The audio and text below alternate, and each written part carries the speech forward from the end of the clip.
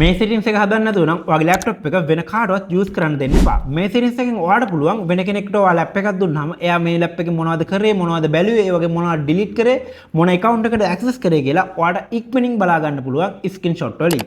ඉතින් ඔයාලට මුලින්ම කරන්න තියෙන්නේ මේ විදිහට Windows button එක R button එක එකපාරට touch කරන්න. ඊට පස්සේ මෙතන type කරගන්න ඕනේ CSR කියලා. ඊට පස්සේ මෙන්න මේ විදිහට okay දෙන්න. right. ඊට පස්සේ ඔයාලට බලා ගන්න පුළුවන් මෙන්න මේ විදිහේ පුංචි window එකක් open වුණා.